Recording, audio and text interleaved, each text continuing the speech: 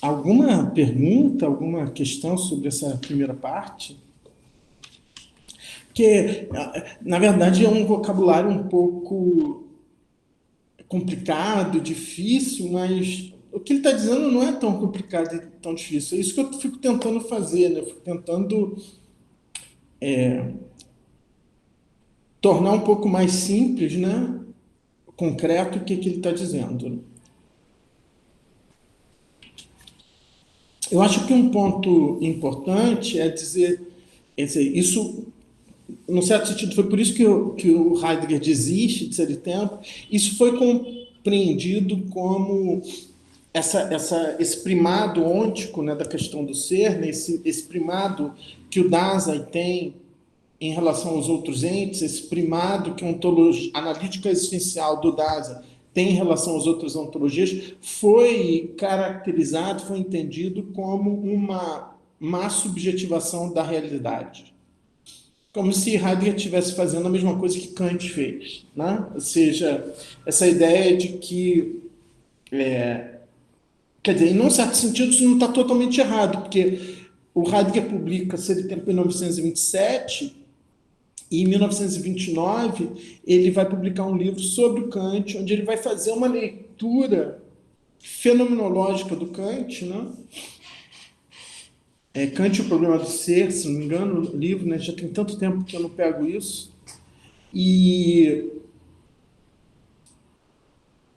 então, assim, qual é a diferença? A diferença é que o Heidegger chama de entes intramundanos, né? Primeiro, eles não são objeto de conhecimento, né? Então, o que o Kant está fazendo é tentar definir o modo como nós conhecemos a realidade e tentar estabelecer determinadas estruturas universais que constituem a subjetividade do sujeito que conhece, né? Então, essa ideia de que os objetos eles são conhecidos através dessas estruturas universais que constituem o próprio sujeito do conhecimento. Ora, para o Heidegger, em primeiro lugar, essa relação não é uma relação de conhecimento, mas de compreensão. E isso quer dizer o quê? Por que isso faz toda a diferença? Porque essa compreensão, o Heidegger vai dizer depois, ela é uma compreensão discursiva. Isso quer dizer que é através da linguagem que se constrói essa compreensão das coisas. Né? E não em uma interioridade, em uma subjetividade. Né?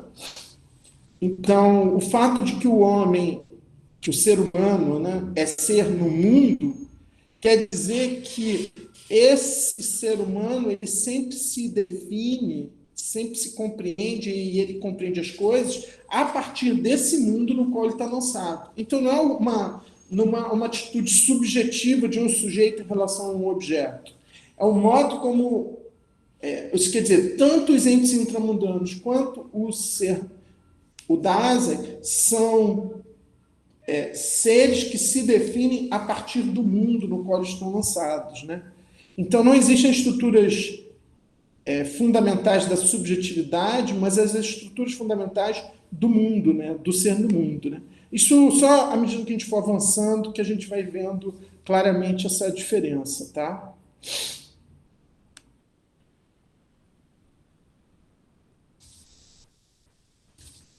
Então, vou colocar aqui de novo no modo de apresentação de tela.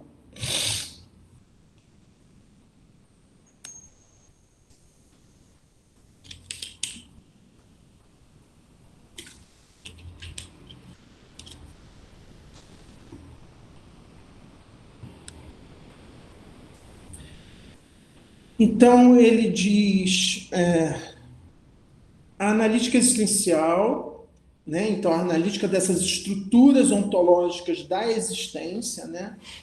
A analítica da existencialidade do Dasein, possui, em última instância, raízes existenciárias, isto é, ônticas. Né? Então, a análise existencial ela tem raízes existenciárias. A análise ontológica ela tem raízes ônticas. Né?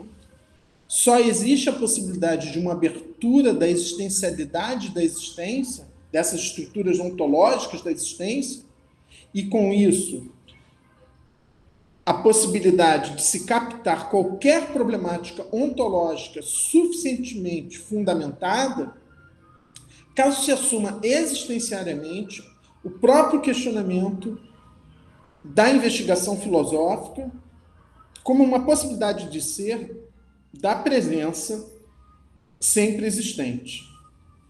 Assim, esclarece-se também o primado ôntico da questão do ser. Então, o que é o primado ôntico da questão do ser?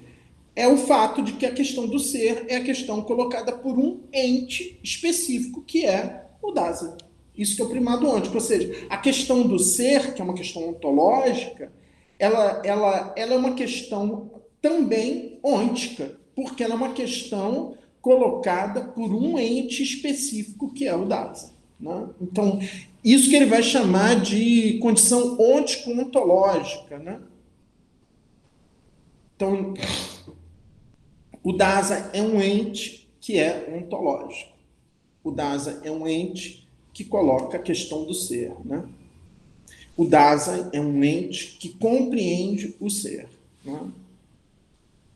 Aí ele vai falar ele vai fazer uma referência ao Aristóteles, eu vou pular isso, tá? Vai fazer uma referência ao Parmênides, ao Tomás de Aquino, né?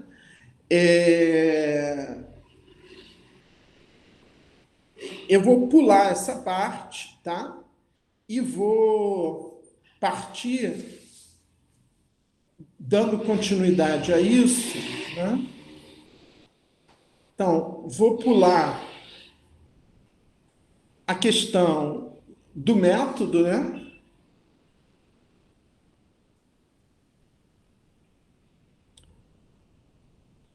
O método fenomenológico, né? Se vocês quiserem entender o que é esse método fenomenológico no Heidegger, né? A diferença entre esse método fenomenológico dele e o que é a fenomenologia do Edmund Husserl, isso seria um lugar, né? E vou pular para o parágrafo 9, né? Que é onde ele vai continuar a falar do Dasein e de determinadas características fundamentais do Dasein, né? Então, aqui que vai aparecer aquela questão da essência e da existência, né? Que vai gerar depois aquele mal entendido com o Sartre, né?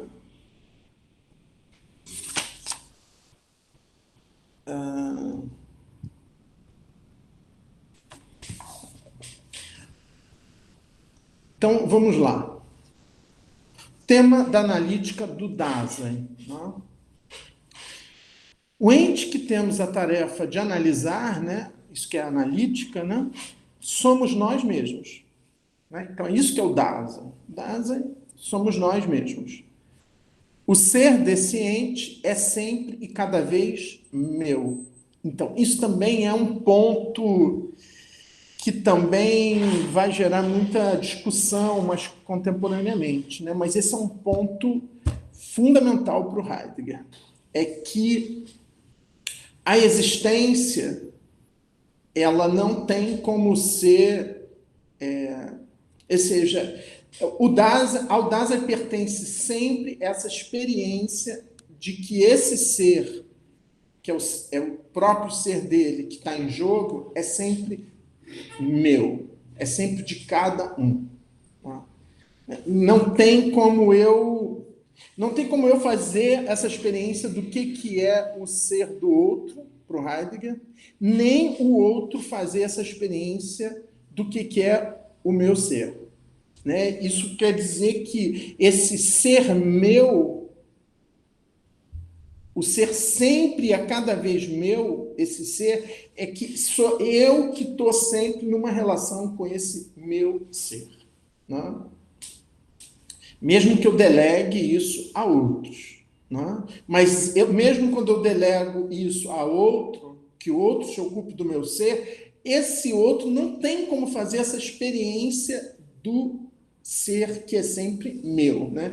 Esse ser que está em jogo é sempre e a cada vez meu, a cada instante meu, permanentemente meu.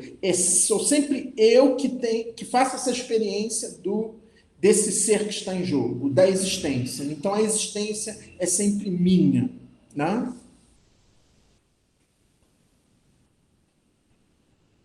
Então, em seu ser, isto é sendo, você já sabe, né? É alguma coisa que a Márcia que acrescenta, né? Para explicitar, né? Então, em seu ser, isto é, sendo, isto é, ao ser, em seu ser, este ente se comporta com o seu ser. Tá? Então, em tudo que eu faço, eu estou sempre fazendo a partir de uma relação de ser que eu tenho com o meu próprio ser. Né? Então, tudo que eu sou a partir de uma relação com esse ser que é só um poder ser. Né? Então, é sempre uma decisão, mesmo que sejam compromissos, entende? Então, sei lá, me comprometi com a UF, eu sou empregado da UF, eu tenho que vir aqui dar aula para vocês.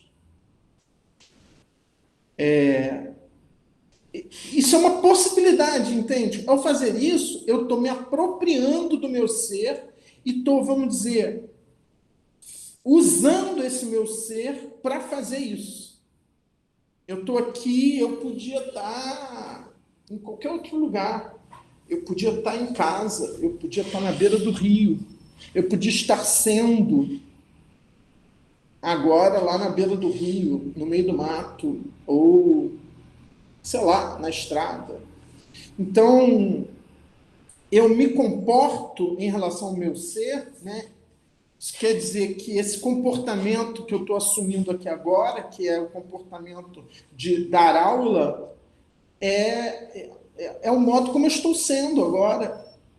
É o modo como eu estou sendo eu mesmo agora. É o modo como eu estou existindo agora. O que eu estou fazendo com a minha existência agora?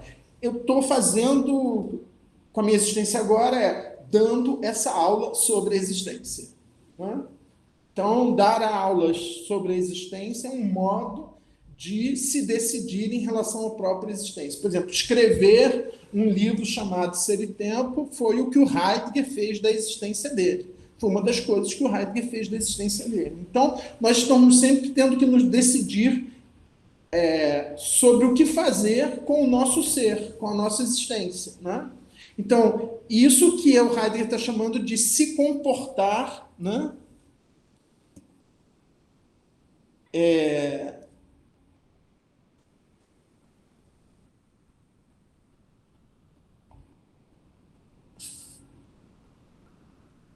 Se haver com o próprio ser.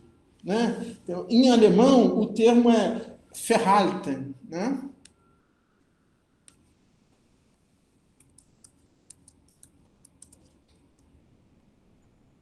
Que a tradução da Márcia é bem comportar-se, né? Relacionar-se. Né? Então, é por isso que ser é sempre meu, porque eu tenho que decidir o que eu vou fazer com ele. Sabe? Mesmo que outras pessoas decidam, sou eu que vou ter que fazer, sou eu que vou ter que. Então, alguém decide assim, não, vai lá e dá aula, mas sou eu que vou ter que ir lá dar aula. Não tem como alguém se apropriar dessa existência do meu corpo, da minha voz, de tudo isso que eu sou, né? Então, essa questão é que sempre você vai estar colocado, o que você vai fazer com esse fato de que você existe? Quer dizer, no caso das outras coisas que existem, elas não precisam fazer absolutamente nada. Elas podem simplesmente existir no sentido de estarem ali dadas. Mas no caso do Dasein, no caso do ente que existe, no caso desse ente que nós mesmos somos, eu sempre tenho uma existência para ser vivida, para ser... Né? É isso que é existência. Né? O que eu faço com a vida, né? Ou seja, eu não posso simplesmente estar vivo como uma planta estar viva, né? Eu tenho que fazer alguma coisa com isso. E é isso que o Heidegger está chamando de o ser que é sempre meu, né? Então, como um ente deste ser, a presença se entrega à responsabilidade de assumir seu próprio ser. Então, tem uma questão aí que é a questão de que sou eu que respondo pela minha existência. Tá? E aí isso inclusive tem a ver com uma imputabilidade, né? Eu tenho que responder pelos meus atos, eu tenho que responder pelas minhas escolhas, né? Veja, existem isso pode ter um teor jurídico essa questão, né? Então a imputabilidade, por exemplo, quando alguém comete um crime, existe uma questão de saber se essa pessoa pode responder por esse crime, né? Por exemplo, se esse crime é cometido por uma criança, ou se esse crime é cometido por um psicótico, né? Então, existem, existem seres humanos na civilização ocidental que são compreendidos como não podendo responder pelos seus atos, né? Mas, em geral, satisfeitas determinadas condições, é sempre a própria pessoa que tem que responder pela sua existência. Né? Isso vale, por exemplo, isso não é claro na psicose. Né? Isso não é claro nem para o psicótico, nem para as outras pessoas que não são psicóticas. Né? Ou seja, vou dar um exemplo de um. Até fiz um post sobre isso. Olha lá.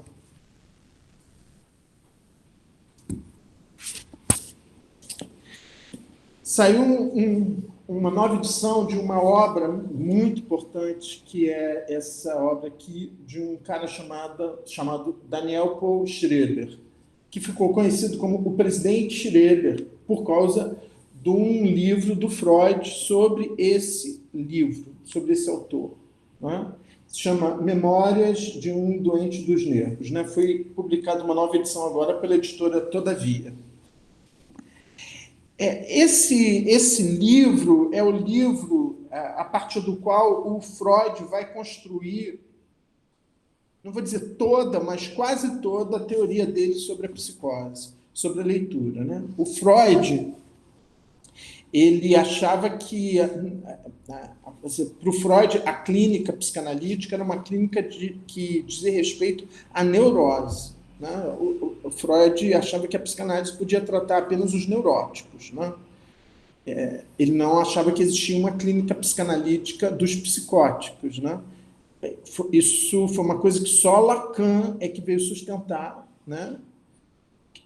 E foi Lacan que foi constituir uma clínica psicanalítica dos psicóticos. Né? Mas o Freud, embora ele achasse que não era possível uma clínica psicanalítica da psicose, ele achava que era possível uma teoria psicanalítica da psicose, ou seja, que a psicanálise pode construir uma teoria acerca do que é a psicose, do que é a loucura. Né? E um dos modos bem simples, né, de entender essa diferença entre a neurose e a psicose por exemplo, o caso do presidente Schroeder, do Daniel Paul Schroeder, né, que é esse cara, né, que é um jurista, né, um juiz, que vai fazendo uma carreira muito brilhante, né? E esse processo de fazer uma carreira muito brilhante, ele tem pequenos episódios de alguns problemas psíquicos que, inclusive, geram uma primeira internação e tal, mas depois ele fica internado, mas ele se recupera, ele volta para as atividades, e ele continua sendo um juiz tão brilhante que chega um momento que ele chega ao ápice da carreira, né? nele, é por isso que ele tem esse nome de presidente Schreber, né? Porque ele se torna presidente da corte. Seria tipo como se fosse tornar um presidente do Tribunal Superior do STF, vamos dizer assim, né? Lá no local onde ele vivia. E aí, exatamente nesse momento que ele é nomeado, ele começa a desenvolver um delírio paranoico que vai levar a uma internação, e essa internação ela vai durar muitos anos, e ao fim da internação, até para provar que ele pudesse ser liberado do hospício, né, onde ele se encontrava, né, ele vai escrever esse livro, Memória de um Doente dos Nervos, né, Memória de um Nevropata. E o delírio dele começa com um pensamento que ocorre a ele um dia, e esse pensamento é o pensamento de que ele pensa isso, ocorre a ele esse pensamento, que é essa ideia de que deve ser muito bom ser uma mulher sendo penetrada durante o ato sexual. Esse pensamento ocorre a ele um dia. E esse pensamento ocorre a ele, esse pensamento produz um tal transtorno a ele, que esse pensamento está na origem de toda a desestruturação e que vai dar origem depois à construção desse delírio dele. O delírio dele vai ser que ele está tendo esse pensamento acontece nele porque Deus vai destruir o mundo, né? Vai acabar com o mundo, né? E ele vai destruir toda a espécie humana e como ele vai destruir toda a espécie humana, ele vai dar origem, ele vai ter que criar uma nova espécie. E Deus escolheu o presidente Schreber para dar origem a essa nova espécie, e por isso Deus está transformando o corpo dele, do presidente Schreber, num corpo de mulher, e Deus vai transformar o corpo dele num corpo de mulher para copular com ele e assim dar origem a essa nova espécie que vai existir após o fim do mundo. Então é esse delírio que ele vai construir. Ele tem certeza absoluta que o corpo dele... Todo esse delírio ele é criado como um modo de explicar para ele mesmo, o Schreber, por que ele teve esse pensamento. Veja, se ele não fosse psicótico, se ele fosse neurótico, e ele tivesse tido esse mesmo pensamento, o que ele faria? Ele subjetivaria esse pensamento. Ele escolheria a questão será que eu sou homossexual? Será que eu tenho um desejo de ser copulado como uma mulher? Quer dizer, será que esse pensamento me ocorreu? Como deve ser bom ser uma mulher no ato do coito sexual? Será que esse pensamento me ocorreu porque eu sou homossexual? Será que eu tenho desejo de ser penetrado como uma mulher? Isso seria a reação subjetiva, neurótica, que para o Freud quer dizer normal, né? A esse pensamento. Isso quer dizer subjetivar esse pensamento, tentar entender por que eu tive esse pensamento, ou seja, tentar entender que esse pensamento é um pensamento meu. No caso do presidente Schreber, ele não faz essa subjetivação, porque ele não é neurótico, ele é psicótico.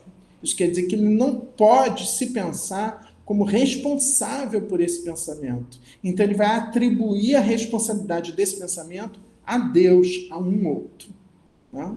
Porque ele não tem essa possibilidade de responder subjetivamente a esse pensamento, então ele vai responder objetivamente, ele vai se colocar como não como um sujeito, mas como um objeto que está sendo modificado objetivamente por Deus, por um outro invasivo, né, que Então, por que eu estou falando isso? Estou falando isso porque essa questão da assumir a responsabilidade do seu próprio ser, quando o Heidegger fala isso como alguma coisa que diz respeito ao Dasein, aos seres humanos, a gente tem que fazer um parênteses aí, né? Ou seja, esse Dasein aí, o que o Heidegger está analisando é os seres humanos, isso que a psicanálise vai chamar de neuróticos, vamos dizer assim, né? Ou seja, aqueles que têm essa possibilidade de responder, de se responsabilizar pelos seus atos, se responsabilizar por assumir o seu próprio ser. Por exemplo, não é uma possibilidade para um psicótico, não é uma possibilidade, por exemplo, para o presidente Schröder. Né? Então, para ele, não é ele que está tomando aquelas decisões, é Deus que está tomando essa decisão por ele. Né? Isso é uma experiência... Isso é diferente, por exemplo, de dizer que meu pai está decidindo por mim, que a minha mãe está decidindo por mim, que o meu patrão está decidindo por mim. Por quê? Porque eu nunca perco essa compreensão, vamos dizer assim, né? Essa experiência de que eu estou deixando o outro decidir por mim. Né? Mesmo que isso seja um pouco inconsciente, né? Que eu não tenha muita clareza sobre isso, né? Mas, em última instância, sou eu que estou fazendo. No caso do presidente Schroeder, não é ele que está fazendo, é efetivamente Deus que está transformando. Né? Então, ele está nesse lugar de que o ser dele não é dele. Isso quer dizer, essa primeira frase aqui, né? O ser deixente é sempre cada vez meu, para o presidente Schroeder, isso não vale. Isso vale para os seres que não são psicóticos, né? Para os seres que são, para a psicanálise, a neurose. Então, por exemplo, a analítica da presença, a analítica do Dasein, do Heidegger, seria uma analítica dos sujeitos neuróticos, né? Segundo o que a psicanálise entende. Tá? Então, sujeitos que são chamados a responder pela sua própria existência, pelo seu próprio ser. Né? Então, é isso que está dizendo aqui. Como um ente deste ser, a presença se entrega, o Dasein se entrega a responsabilidade de assumir seu próprio ser. O ser, aí ele lembra o que ele disse lá no parágrafo 4, é o ser que neste ente está sempre em jogo. Né? Então, meio que retoma aqui o que ele afirmou no parágrafo 4, mas acrescentando essa questão da responsabilidade, e a questão da responsabilidade ela advém do fato de que o ser deste ente é sempre e a cada vez meu, ou seja, de cada um. Né? O que, a partir dessa observação que eu estou fazendo, a partir do presidente Schröder, só vale para aqueles que a psicanálise acha que podem ser sujeitos, né? Ou seja, sujeito não no sentido moderno, né? Sujeito de conhecimento, mas sujeito no sentido de aquele que responde pela própria existência. Né? Então, ele introduz aqui esses dois pontos em relação à existência, né? O ser cada vez, a existência sempre e a cada vez minha, né? O ser desse ente, que é a existência, sempre a cada vez meu, e eu respondo por esse ser. Não tem outra pessoa que responde por mim. Não? Então, por exemplo, eu posso interditar uma pessoa não psicótica, por exemplo, eu posso interditar uma pessoa mais velha, ou eu posso... Então, por exemplo, uma criança não pode decidir, não pode ser... Não tem o direito jurídico de decidir por si mesmo. O que não impede que ela assuma a própria existência. Uma criança é um ser capaz de atos, né? Um ser capaz de atos, uma criança, uma adolescente, né? Inclusive, por exemplo, capaz de suicídio, né? Existe isso, né? Então, Jonatas, eu não conheço Dasein análise, tá? Eu não conheço, eu só conheço psicanálise, né? Existe isso, né? Existem esses autores, né, que vão construir a Dasein análise, né, que tiveram contato com o próprio Heidegger, né, que é uma teoria psicoterapêutica, né? Inspirada em Ser e Tempo, mas eu nunca estudei isso. Para mim, quando eu faço paralelos entre Ser e Tempo e uma outra teoria, é a psicanálise, tá? Então, eu não sei nada sobre design de análise, eu sei que existe, etc., né? Mas eu, eu traço paralelos com a psicanálise, que é o que eu conheço, que eu me oriento, inclusive porque eu fiz psicanálise, né? Então, eu não sei nada sobre design de análise, tá? Eu vejo uma compatibilidade muito grande entre a psicanálise e Ser e Tempo, né? Ser e Tempo foi uma influência muito grande pro Lacan, né? Então, a clínica psicanalítica lacaniana ela tem uma influência muito forte do Heidegger, mas de modo totalmente diferente das análises, porque o Lacan é freudiano, né? Então, para ele, a referência fundamental não é o Heidegger, a referência fundamental é o Freud, mas, sobretudo nos primeiros anos do ensino do Lacan, né? Você pega o seminário 1, por exemplo, um seminário muito influenciado pelo Heidegger, né? Muito influenciado por Ser e Tempo, etc., né?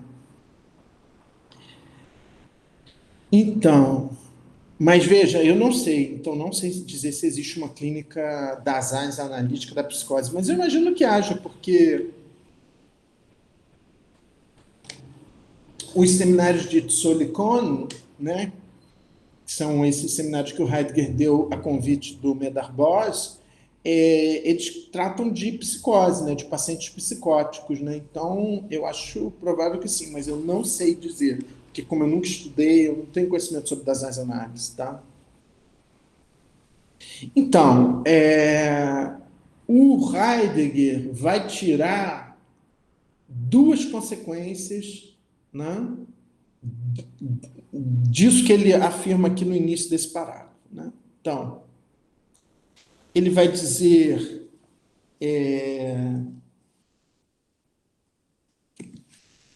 a essência deste ente está em ter de ser. Né? Essa frase é uma frase boa.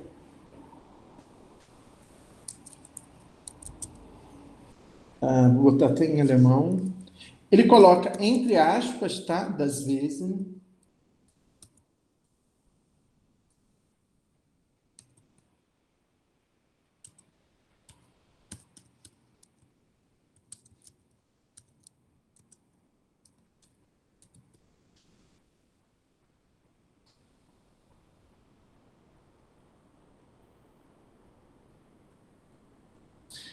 E aí ele em alemão, o próprio Heidegger faz uma nota em alemão, escrevendo das ist zu sein hat.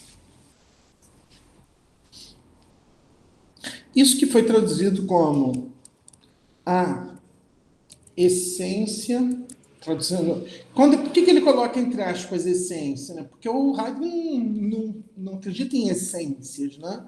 Então, é um vocabulário que ele vai desconstruir, né? Mas ele coloca isso primeiro, a essência desse ente jaz, liget. E aí, normalmente, tanto a Márcia, né? A Márcia traduz em ter de ser, e o Fausto Castilho também traduz como em seu ter de ser, esse zu sein. Eu traduzo isso como jaz em seu a ser, zu sein. E aí o Heidegger, nessa nota, diz que isso que ele tem para ser, ou que ele tem a ser. Isso quer dizer, você pode, não, eu não estou dizendo que a ideia não é errada, né?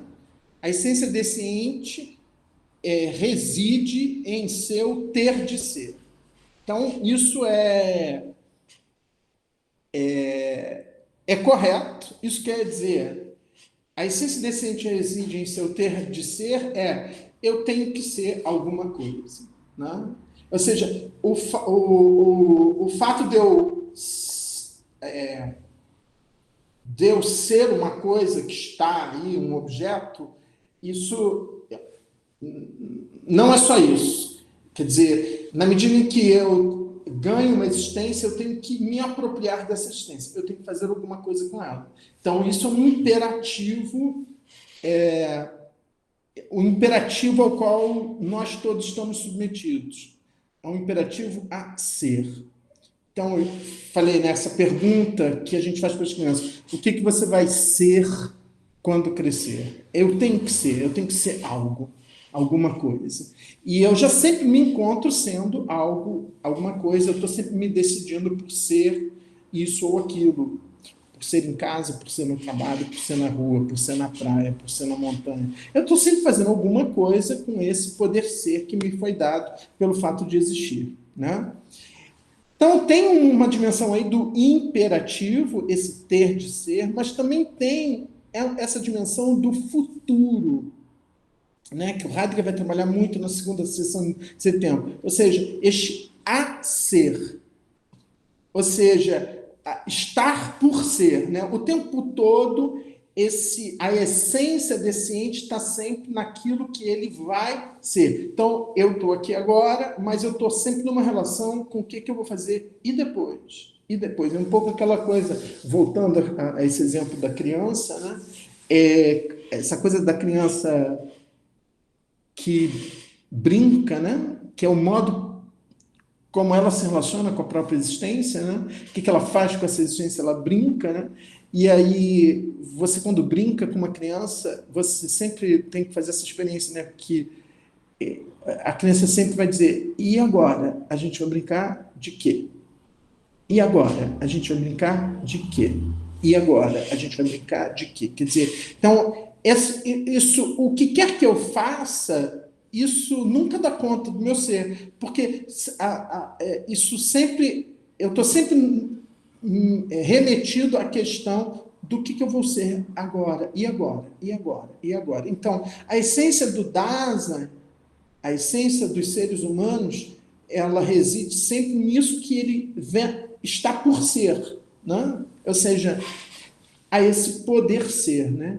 Então, este a ser, né? Por ser, né?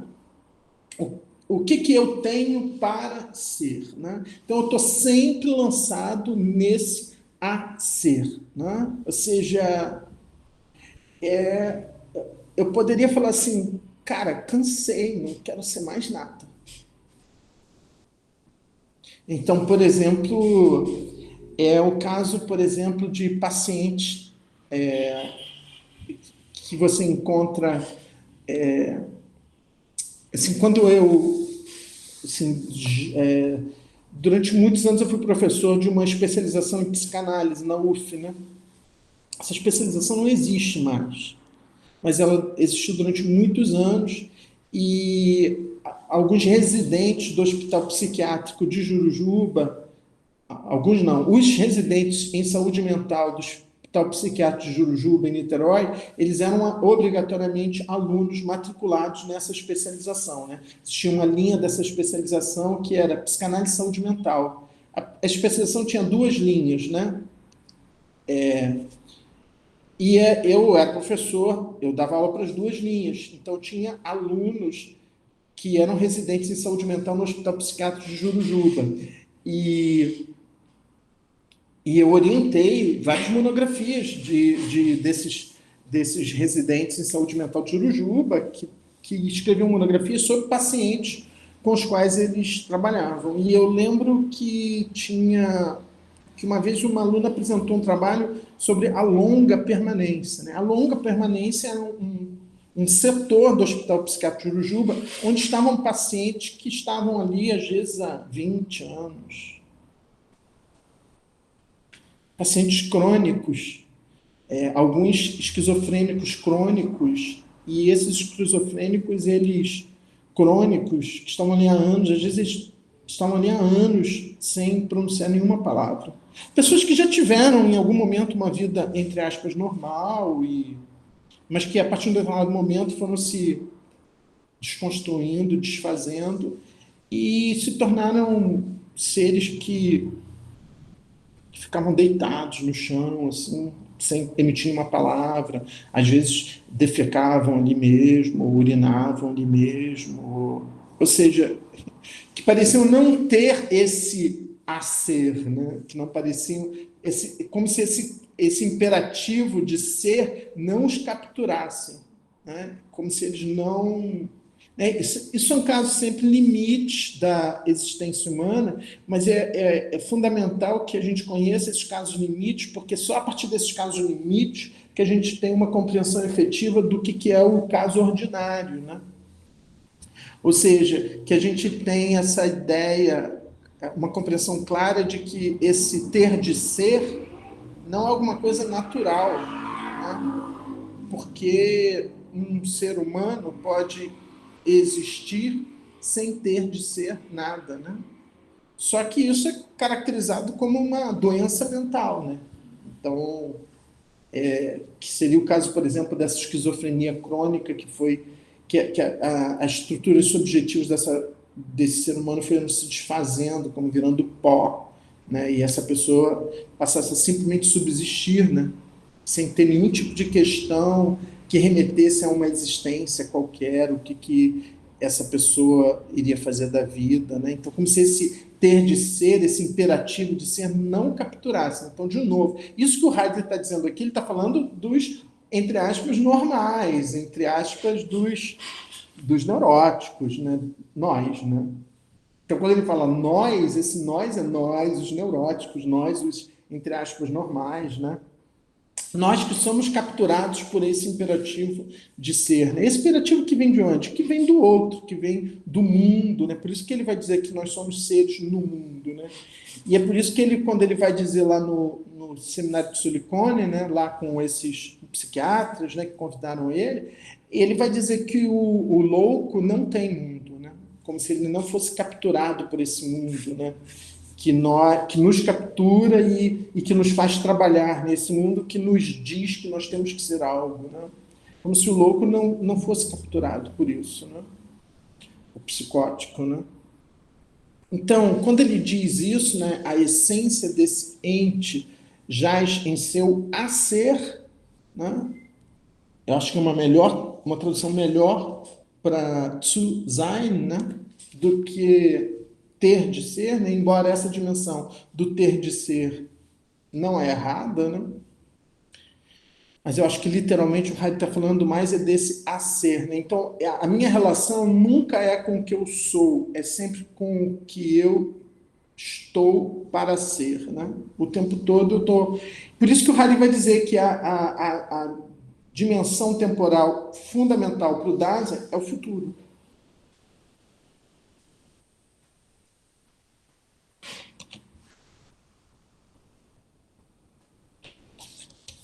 O futuro, e é por isso que o futuro ele é ontológico, assim, porque o futuro é essa indeterminação, né?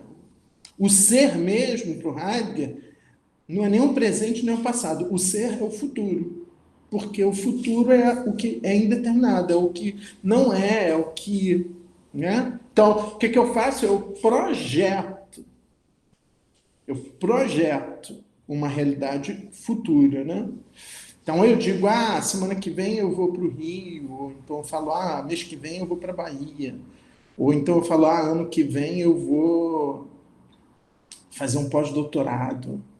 Então eu projeto, né, frente a esse vazio, essa indeterminação que é o ser, que é o futuro, até para lidar com isso, porque eu estou sempre numa relação com isso, o que eu vou fazer semana que vem? O que eu vou fazer mês que vem? O que eu vou fazer ano que vem? O que eu vou fazer quando eu tiver velhinho? Né? O que eu vou fazer? Né? O tempo todo é um ente dominado por essas questões. Né? Isso que é existir. Isso que é um ente que existe. Né? Isso que o Heidegger está chamando de Dasein. Né? Isso que é um ente que existe. Um ente que existe é um ente que está o tempo todo dominado por essas questões, né? Ou seja, dominado pelo ser, né? O ser sendo isso que é totalmente indeterminado. Que qualquer resposta ôntica que ele dê nunca elimina essa indeterminação. Então, porque aí eu venho aqui e hoje dou a aula, né? Mas aí, semana que vem eu vou dar aula também? Então, eu já tenho que pensar assim, se eu for dar, então eu tenho que preparar, né? Eu tenho que estudar, né? Eu tenho que...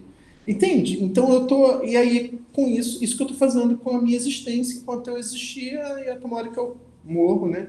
E aí eu descanso em paz, né? Então, descanso disso, né? De ter que decidir, né? Por isso que as pessoas dizem, né? Descansou. Porque, então, é isso que de certo modo, Freud vai chamar de pulsão, né, e que o Heidegger vai chamar de Zorge, né, que as traduções todas dessa palavra são insuficientes, né, que é isso, né, que essa pulsão de fazer, né, de gastar, né, gastar a existência, né, a existência é uma coisa que a gente tem que gastar, né, tá gastando, né. Então, quando ele diz a essência deste ente está em ter de ser, cuididade, essência, né? Então ele joga com esse conceito tradicional, né? Então aquela discussão que eu fiz lá com Sartre, né, sobre essência e existência e tal, aqui é o lugar onde ele discute isso, né? Então ele vai dizer a cuididade, essência deste ente, na medida em que se possa falar dela, então quando ele introduz isso, na medida em que se possa falar dela, por quê? Porque a priori não se pode. Por quê? Porque, num certo sentido, é como se ele dissesse a essência do Dasein é não ter essência. Né? Porque eu não posso falar do que é a essência humana, né? Porque exatamente alguma coisa está sempre em jogo, né? Então, por isso que ele diz, na medida em que se possa falar dela, né? Tipo, se é que eu posso falar de uma essência, de uma cuididade do ser humano, né?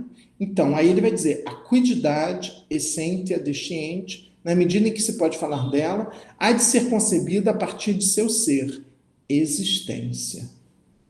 Então, é, é isso que é a frase dele, que a essência do Dasein é a existência. Diferente, bem diferente da frase do Sartre, que é a existência precede a essência. Né? Para o Heidegger não é uma questão de precedência, né? É uma questão de que se é que o Dasein tem uma essência, essa essência só pode ser concebida, né? ah, concebida no sentido de fazer dela um conceito, né, a partir da existência. Neste propósito, é tarefa ontológica mostrar que, se escolhemos a palavra existência, então é uma decisão dele, Heidegger, né? Se escolhemos a palavra existência para designar o ser deste ente, esta não tem nem pode ter o significado ontológico do termo tradicional de existência. Né? Isso que São Tomás de Aquino, esse conceito São Tomás de Aquino criou lá no De Ente et Essentia. Né? Então, isso que o Heidegger chama de existência, como aquilo que caracteriza o modo de ser desse ente que nós somos, não tem nada a ver com o termo tradicional existentia, ou seja, que seria o ser simplesmente dado para o Heidegger. Né? Por quê?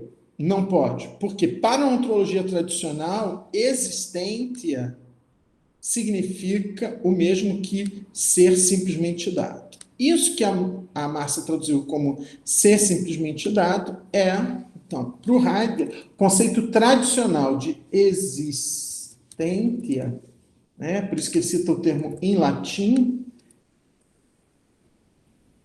o que os latinos, o que a ontologia tradicional chama de existência, o Heidegger vai chamar... cadê?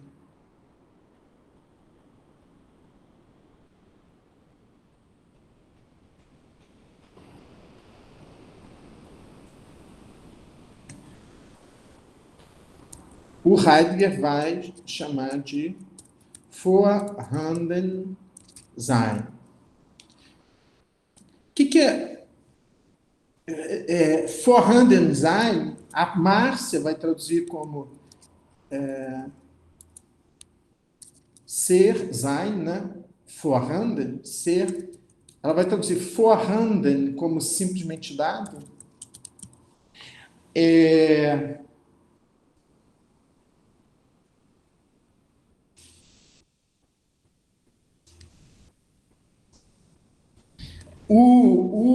Ela vai traduzir como ser simplesmente dado e o Fausto Castilho vai traduzir como subsistência.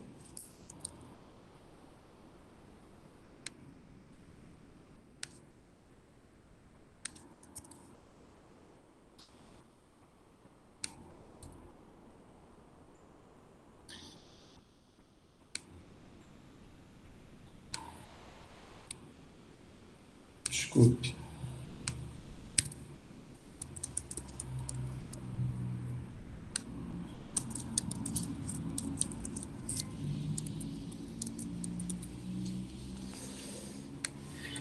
Então,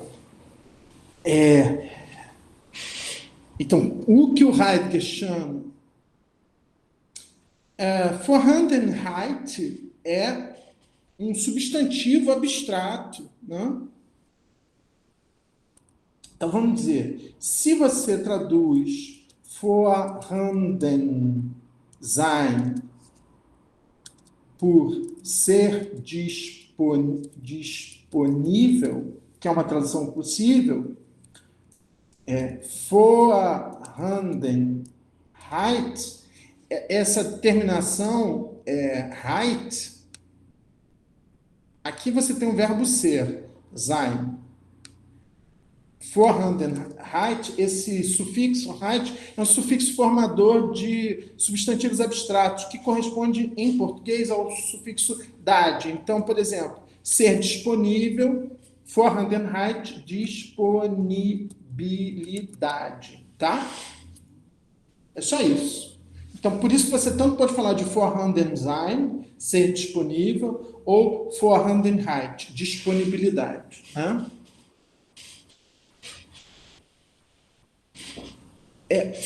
Veja bem, literalmente, então você tem ser mais vorhanden. O que é vorhanden? Vorhanden é vor mais hand. Quer dizer, hand quer dizer mão. Então, vorhanden é o que está diante da mão, né? Vor quer dizer diante.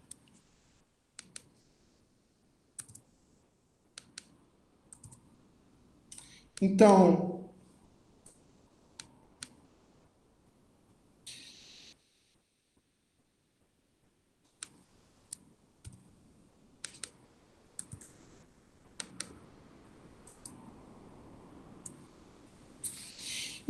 essa palavra vorhanden quer dizer em alemão disponível, algo que está ao alcance da mão, que está aí disponível à mão, né? Só que eles não traduzem por vorhanden porque o Heidegger vai trabalhar com uma outra que é o zuhanden, né? Então tem o vorhanden e o zuhanden. A gente vai ver isso mais à frente, tá? Esse aqui que eles vão traduzir como a mão. Toda a questão da mão em ser e tempo, sabe? A mão é uma coisa muito importante em ser e tempo. Então, bom, eu vou parar por aqui. A gente vai continuar exatamente desse ponto, tá?